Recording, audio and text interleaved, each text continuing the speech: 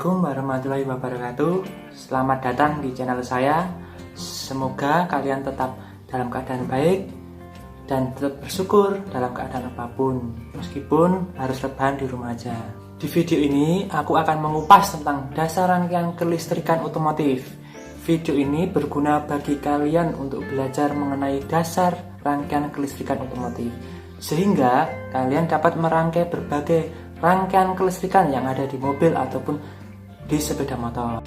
Listrik salah satu bagian yang sangat penting di mobil atau sepeda motor, di mana dalam sebuah mobil banyak komponen-komponen yang bekerja berdasarkan kelistrikan. Misal, sistem kelistrikan mesin seperti sistem pengapian, sistem starter, dan sistem pengisian. Kemudian ada di sistem kelistrikan bodi seperti sistem penerangan dan lain sebagainya. Oke, simak video sampai selesai ya. Jangan sampai di skip-skip agar kalian mengerti dan paham.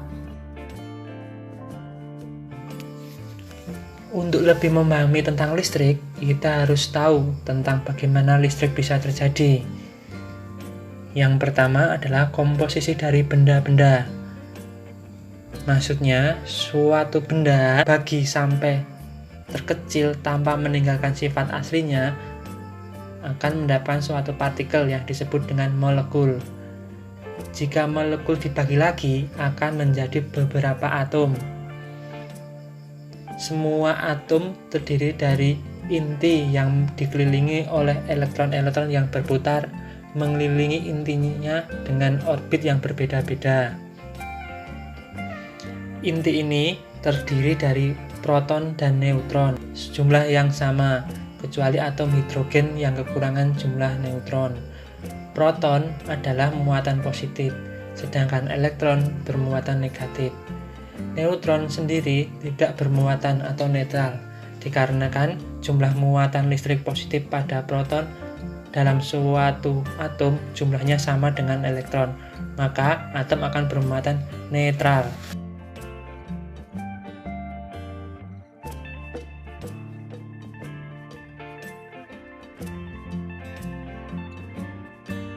Yang kedua adalah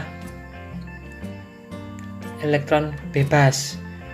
Artinya, elektron-elektron yang orbitnya paling jauh dari intinya, gaya tariknya akan lemah. Maka elektron ini mempunyai gaya keluar dari orbitnya, artinya berpindah ke atom yang lain.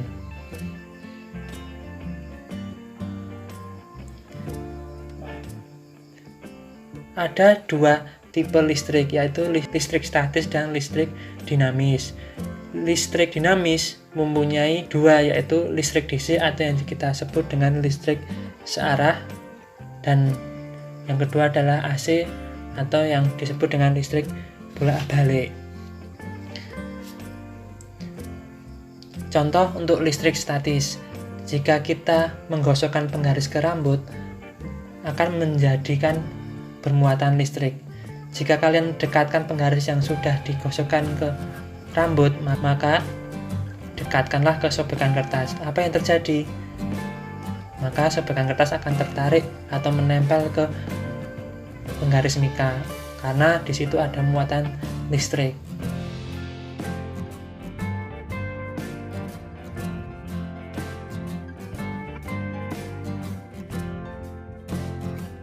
Mengenal arus tegangan dan tahanan listrik pada arus DC yang digunakan pada kendaraan bermotor.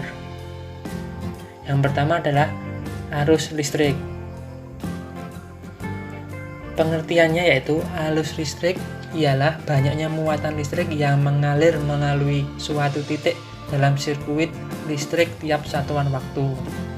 Satuannya yaitu coulomb per detik atau kita sebut dengan ampere yang kita singkat A. Yang kedua adalah tegangan listrik. Tegangan listrik adalah beda potensial listrik antara dua titik dalam rangkaian. Satuannya yaitu dapat diukur dengan satuan volt. Yang keempat adalah tahanan listrik atau yang kita sebut hambatan.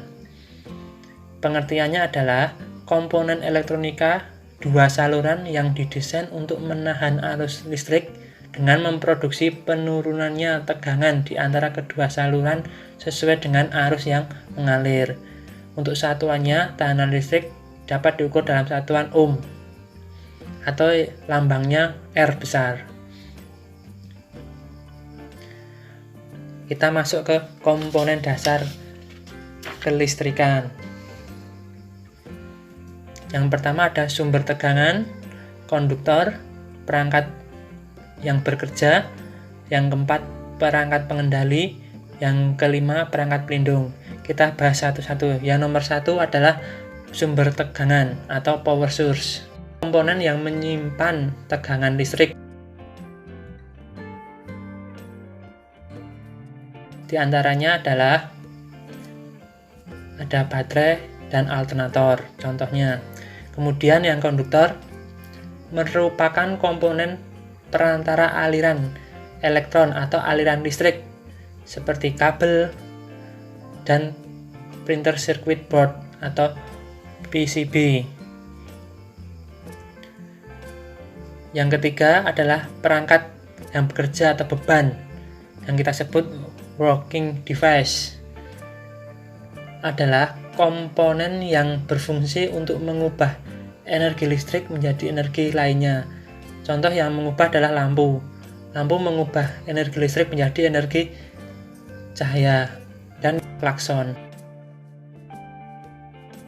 Yang keempat adalah perangkat pengendali atau device control, yaitu untuk mengatur keberfungsian rangkaian kelistrikan. Apakah kita mau memutus atau menyambung arus listrik? Di antaranya relay dan switch atau saklar. Yang kelima adalah perangkat pelindung atau protection device, yaitu untuk melindungi rangkaian kelistrikan, yaitu mencegah rangkaian terjadinya kerusakan. Kerusakan ini terjadi karena kelebihan arus dan kabel-kabel yang tidak mampu menampung arus yang berlebih, dan terjadi biasanya konsleting. Contohnya untuk pelindung atau pengaman yaitu sekring atau fuse. Yang kedua adalah sirkuit Barker.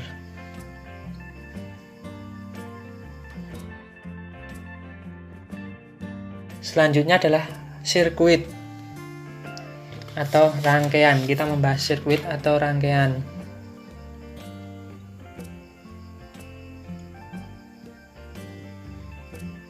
Apa itu sirkuit atau rangkaian?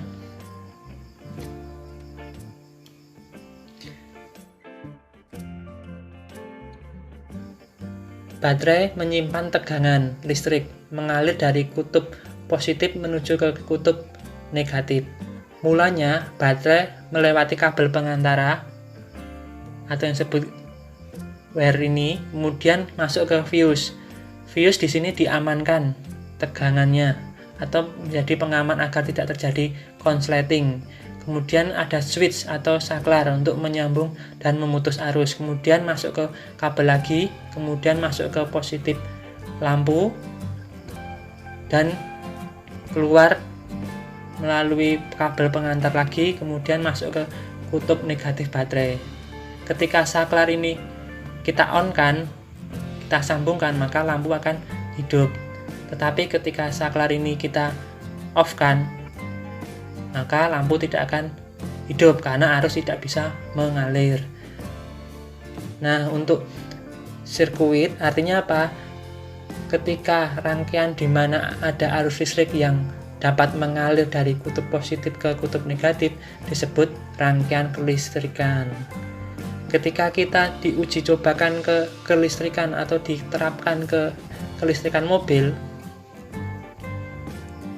maka apa yang terjadi? Ini rangkaiannya. Dalam sirkuit kelistrikan mobil, salah satu ujung kabel dari setiap beban dihubungkan dengan bodi kendaraan atau rangka yang berfungsi sebagai konduktor untuk mengalirkan arus ke baterai. Selanjutnya, bodi atau rangka disebut dengan massa. Di sini ada massanya. Ketika arus masuk ke fuse, kemudian melewati switch, kemudian masuk ke lampu, maka dia keluar negatif masuk ke ground atau ke body biasanya. kemudian dilanjut lagi ke negatif baterai.